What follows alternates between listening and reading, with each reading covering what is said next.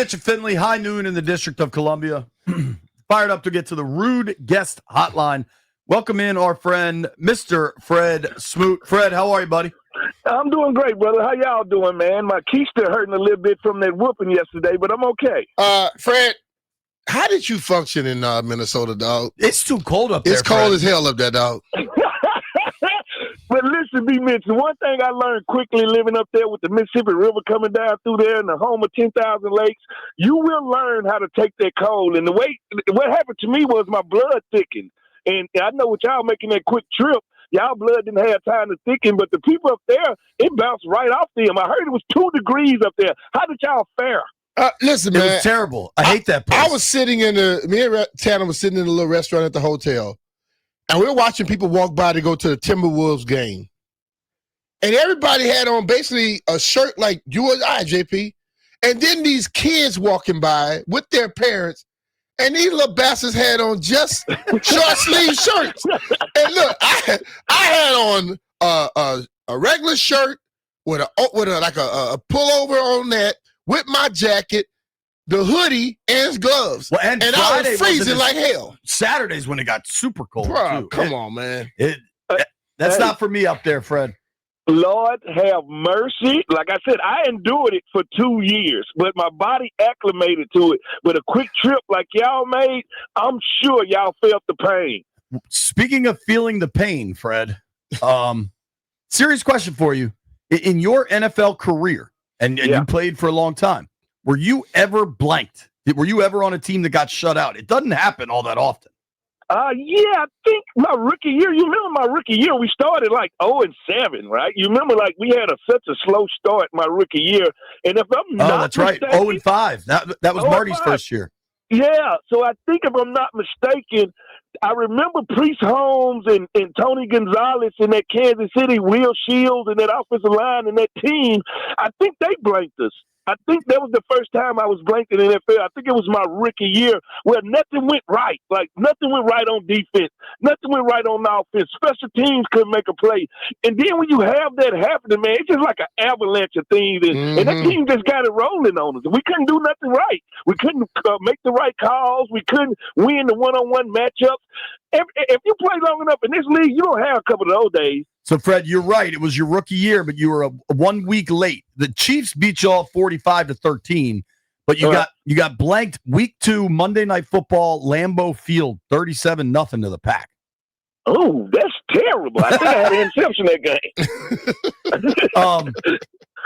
So one thing B and I specifically wanted to ask you about yesterday, the coverages. Minnesota was so good on third down early in this thing when it was still a ball game. And you'd see a 3rd and 7 and a DB 11 yards off. Like, what did you think of the coverage plan in the first half yesterday?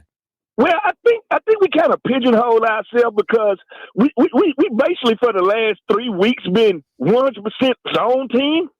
And when a team comes in and know you're going to be a 100% zone team, unless you're the Tampa Bay Buccaneers of the early 2000s, no team has been able to just do that and do it at that volume. Well, I think they just picked the zones apart. The one thing we can say about Kevin McConnell, he's one of the best offensive coaches in this league. You give him a week to dissect your defense, knowing that your defense already has some slight weaknesses because of personnel, he will come up with a game plan that he can layer that can make it easy for his quarterback. That's what he wanted to do. He wanted to make easy throws for J.J. McCarthy. I know J.J. McCarthy looked surgical on us, but let's not act like he threw for 350 yards. He made the plays when they presented himself, and he made the clutch plays, the third down, the red zone. That's where they was efficient. Where they was efficient at, they had these long, drawn-out drives that just drained us. Yeah. And when these things happen, my offense get on the field. Now my offense trying to play catch-up, and now it's 3 and out. And I think that's where the game got away from us. Yeah. Fred, you played in this league a long time, and you studied football. I do give you credit for that. You're just a horrible cook. But when you look at this defense, what let's try to move forward. Like I normally try to get away from this junk because I get in all season, then I'll dissect. But what needs to change for this thing to get better? Man, you know what? I'm one of these believers at this. Let's be good at something. Let's find that one thing that we're good at. And if there's blitzing, let it, so be it. If it's coverage on the back end, so be it. If it's something small like tackling, so be it. At this time and point in the year, I should know one identifier of who we are. Like, what do we do good? What is it, that one thing? Well, when it was me, Champ, and Dale Green, we was good at man-to-man covering. We didn't need a super pass rush. We could cover long enough to go out there and make plays. That was our super strength. If I ask you right now, BMitch and JP, what is the one super strength of this defense? What would you tell me? Nothing. I don't know. Yeah. All right, then. It's nothing. Mm-hmm. And that's the problem. That's the problem. And you have to have some identifier. We talk about that Vikings defense. Blitzing. They're going to get off the bus blitzing, and they're going to live, and they're going to die by it. Big play, short play, they don't care. This is who we are. We're not going to change for anybody, and that's what you got to have. Even on offense right now, we are a running team. We won't lean into it, though. Yeah. We are a running team. If we can do anything right on offense, we can line up and say a mano-a-mano. We're going to run the ball downhill. But we seem, because the game gets away from us, we have to get away from the running game, and we can't do what we do best. But I think what you said, we're a running team, but we won't lean on it. I just think as soon as we think, we don't have to know, we think something is about to happen, we just get away from it. When that running game, if you establish it at a higher level, it can open up a lot of other stuff for you. And it can be defensive, BMitch. Yeah. If you want that, the only way a defense can give up 0 yards is to sit on the sideline. Where if you got a running game and you can put together what we were good at last year, 12, 13, 14 play drives. Yep. The defense was playing right around 55, 65 plays. You put this defense out there for 70 plays, they will not look good. Mm-hmm. You put this defense out there for consecutive drives of 10 or play more drives, they will not look good. You have to weaponize this team, and the only way to weaponize this team is to tell those 3 running backs, we're finna take this thing to 1980 Georgia Tech. We're finna show these guys what we got on the offensive line. Get ready to go forward. Let's just get nasty a mano-a-mano.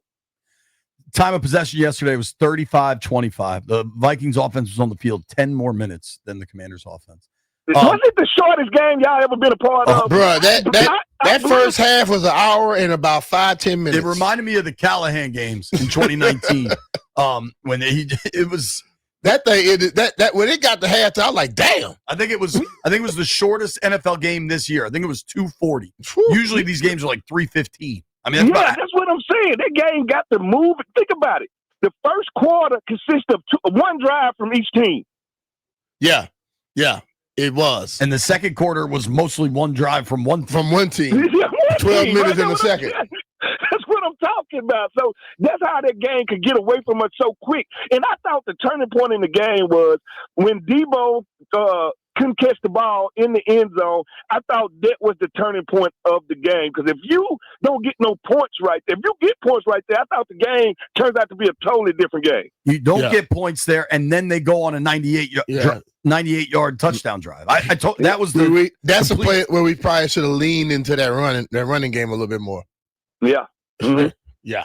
Talking with our friend Fred Smoot here on the Rude Guest Hotline. Rude makes the most reliable HVAC products in the DMV. You can follow Fred at FSmoot21 Sean T.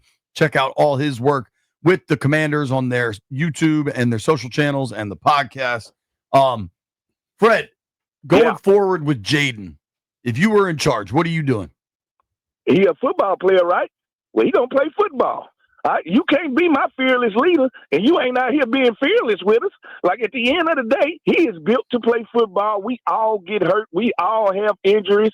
But if I'm going to follow you into a lion's den, I need to know that you're going to be the first dude off the bus. So, yeah, if it's me, I'm playing them. You can't get better at football not playing football. Like, you got to play football. Like, and the one thing I try to tell people about it, as good as Jayden is, as much as he did for us last year on that trip that he took us on, he is not a finished product. Yeah. Right? He still has to cross his T's and dot his I's. He's going to get better. And I know that's scary to the rest of the NFL. But, yes, he still has room to improve, and you cannot improve without playing football. And think about this, JP.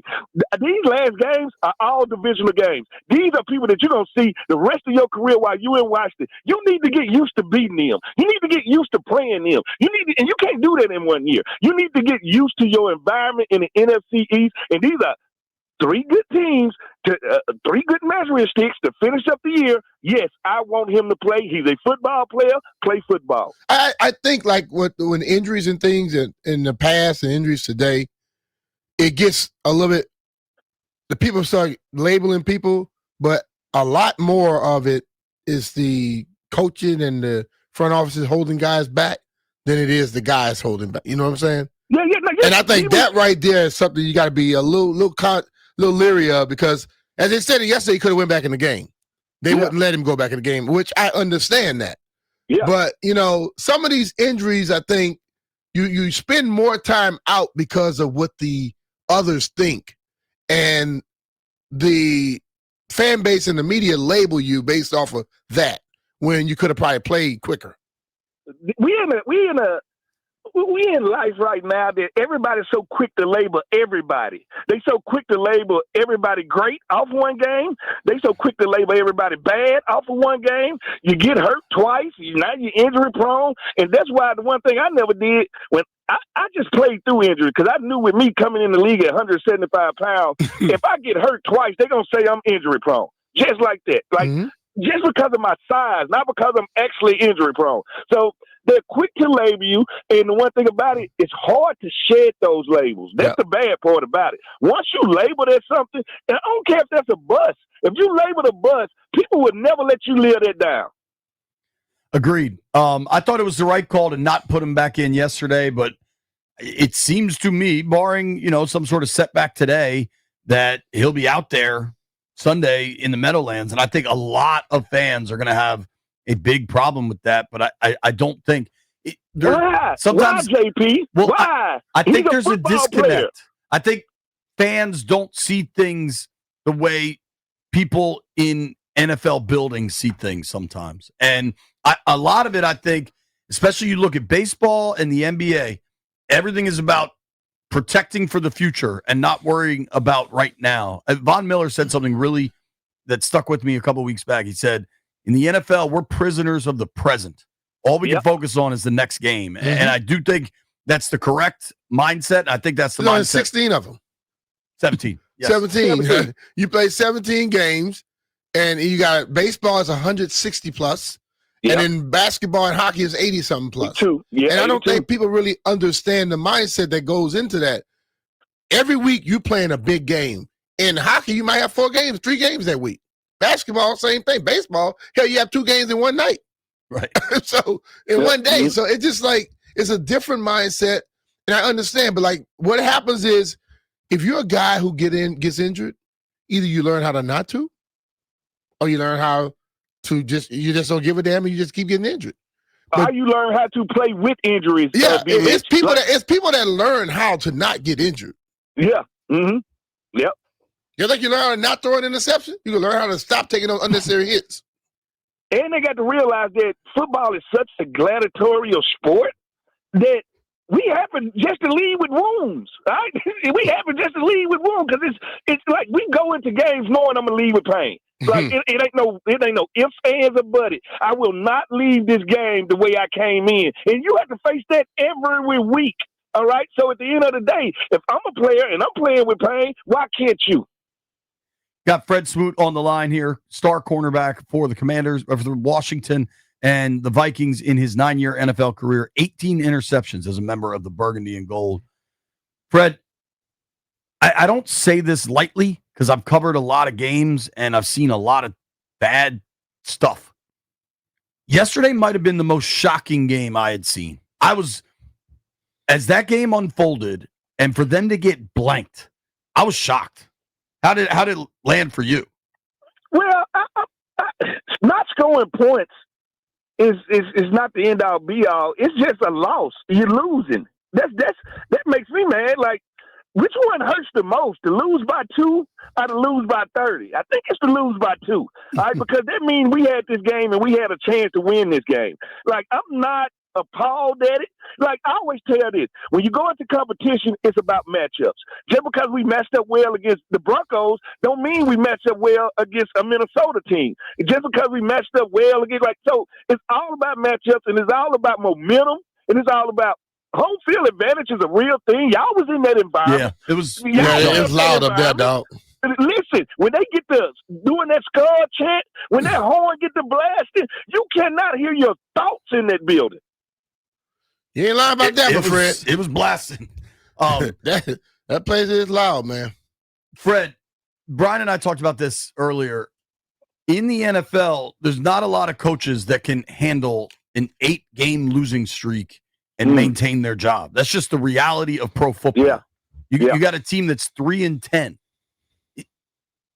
To the people that are calling for Dan Quinn's job, and I don't think it's going to happen. I watched Josh Harris and Adam Peters shake his hand as he walked in the locker room yesterday.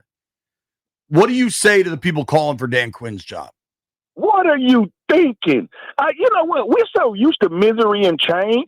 Let me tell you something. Our fan base has PTSD in the biggest form possible. Anytime they see anything that resembles the past, they revert back to the past. If our quarterback gets hurt, they revert back to RG3. If we lose 3 games in a row, they revert back to the time me and Santana was playing football. They go back to the worst case scenario at every point. Let me ask the fan base this. If you fire Dan Quinn, who are you hiring? Who are you hiring that's going to do a better job than him? All right, listen, we know, I always tell people, all of us got problems. Tell me the circumstance of the problem. This is the circumstance of our problem. Injury, injury, injury. All right. Also, our offense, for example, we got a lot of great individual talent. Well, that individual talent hasn't had time to gel and be in sync because they haven't practiced together for more than 1 week, 2 weeks at a time. Yep. So, no, they're not going to be in sync like an offense that didn't have all its parts and all its pieces. Pass rush.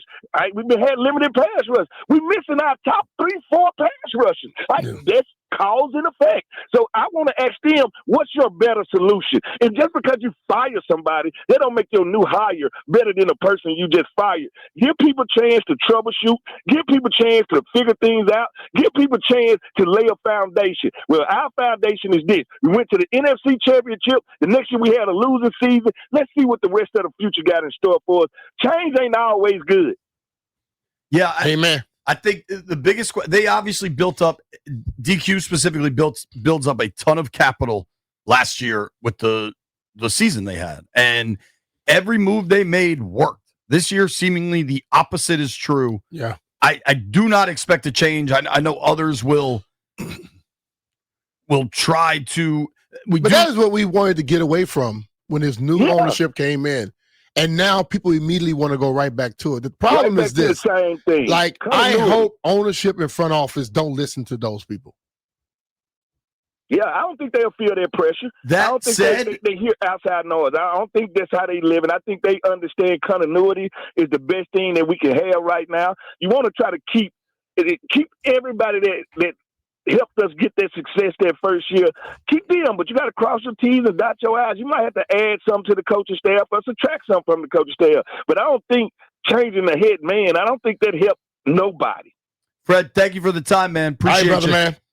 Anytime, man. You know, BMitch, I'm gonna drop you out some gumbo for Christmas, man. Man, tired of eating hey, you probably would go pick up my gumbo, come back and drop it off and tell me it's yours. Thank you, Fred. All right, boy. Anytime.